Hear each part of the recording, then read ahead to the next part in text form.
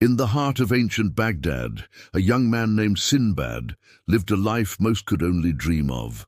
Born into immense wealth, his days were a blur of fragrant gardens, enchanting music and endless luxury. But life has a way of teaching its harshest lessons when we least expect them. When his parents passed away, Sinbad inherited a fortune so vast it seemed inexhaustible. Yet he managed to prove that theory wrong. He squandered his gold on fleeting pleasures, lavish parties, and so-called friends who were as loyal as the setting sun. As soon as the last coin was spent, they vanished, leaving Sinbad alone, impoverished and drowning in regret. The silken pillows were gone, replaced by the hard reality of poverty. But in that moment of despair, a fire was lit within him. He refused to accept this fate. He would not beg in the city where he was once a prince. Sinbad made a bold, life-altering decision. He would leave Baghdad, venture across the vast, mysterious seas, and reclaim his fortune. He sold his last remaining possessions and joined a merchant ship, its sails billowing like the wings of hope. As the familiar coastline of his home faded into the horizon, Sinbad the merchant's son was no more. In his place stood Sinbad the Sailor, a man whose destiny would become one of the greatest tales ever told. The initial days at sea were deceptively calm.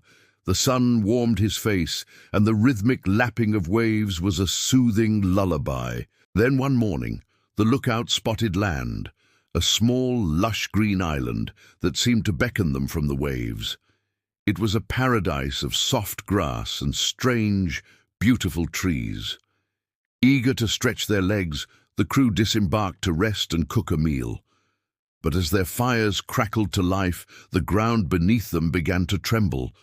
A violent tremor shook the earth, not like an earthquake, but like the stirring of a sleeping giant. The island shifted, and the sailors stared in horror as they realized the truth. This was no island. It was the colossal back of a living, breathing sea creature awakened by their flames. Panic erupted. They scrambled back to the ship, but Sinbad, caught off guard, was too slow.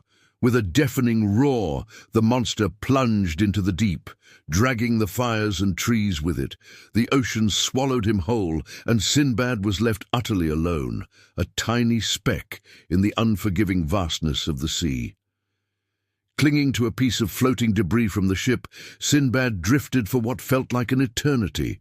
The waves, his new masters, tossed him about until by a stroke of sheer luck, they deposited him on the shore of a strange, unknown land. Exhausted, he collapsed onto the sand and fell into a deep sleep. When he awoke, the sun was high in the sky, and he saw a truly bizarre sight.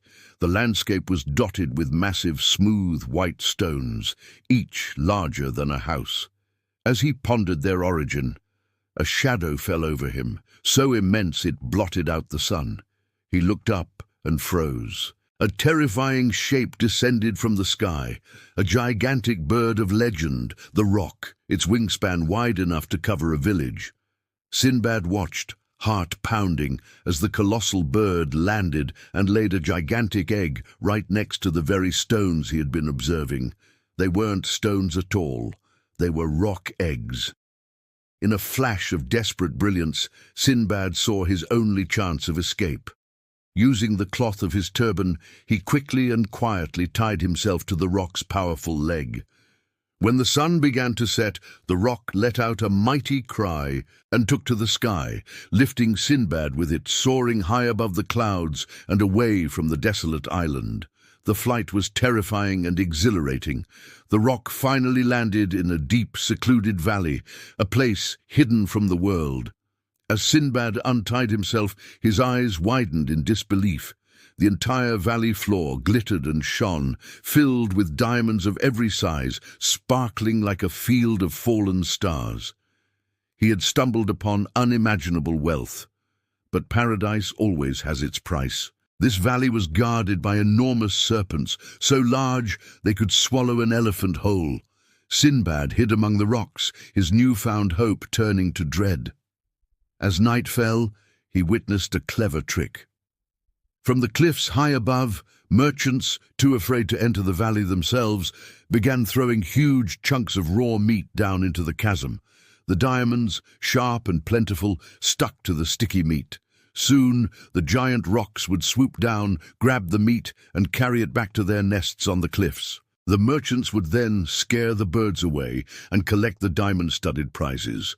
Seeing his chance, Sinbad gathered as many large diamonds as he could carry.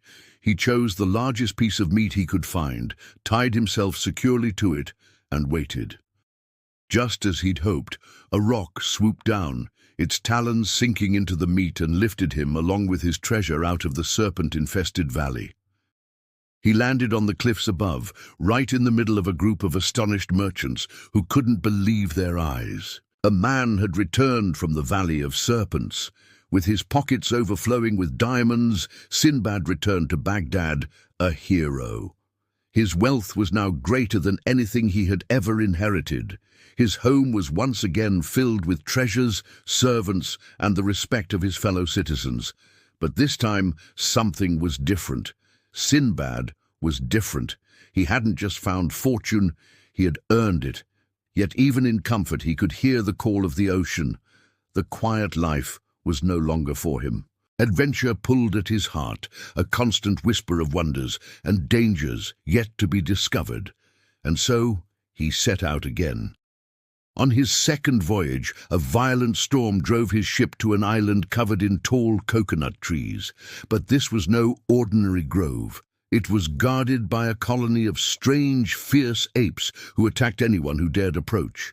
While others saw a threat, Sinbad saw an opportunity. He realized the apes were great mimics. He started throwing rocks at them, and just as he predicted, the angry apes threw the only things they had back at him: coconuts.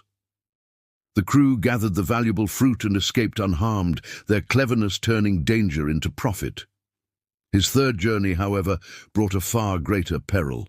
His ship was ambushed and overrun by ruthless pirates. Sinbad was captured, bound, and taken to a distant land to be sold as a slave. He was bought by a foreign king, a ruler of a kingdom where warriors rode into battle on the backs of enormous elephants. The king tasked Sinbad with a dangerous job: to venture into the jungle and collect ivory from the remains of elephants that had died there. It was perilous work, but Sinbad's intelligence and diligence did not go unnoticed. He earned the king's respect. One day, while exploring, Sinbad discovered a secret valley, a hidden elephant graveyard filled with hundreds and hundreds of tusks, a treasure beyond measure. He revealed this secret to the king, who was so overjoyed that he granted Sinbad his freedom, showered him with gifts, and arranged for his safe passage home. Each journey forged Sinbad into a wiser, stronger man. Each adventure tested his courage and sharpened his mind. He faced monstrous storms, legendary creatures, and the cruelty of men. Through it all, he survived with a combination of faith, quick thinking, and unshakable patience. After 7 incredible voyages, Sinbad returned to Baghdad for the final time. He was no longer the careless, wasteful boy who had lost everything. He was a man who had faced the world and won, earning his fortune not by birthright, but through bravery, struggle, and wisdom. He became a storyteller, his home a gathering place for those eager to hear of a world beyond their own. His true treasure, he realized, wasn't the diamonds or the ivory. It was his stories, tales of courage and wonder that would travel farther than any ship and inspire generations to come. Sinbad the Sailor had become Sinbad the Legend, not because he was lucky, but because he was brave enough to chase the horizon and wise enough to learn from the journey. Thank you so much for joining us on this epic adventure. If you enjoyed this story, don't forget to like, subscribe, and hit that notification bell for more tales from history and legend. We'll see you next time.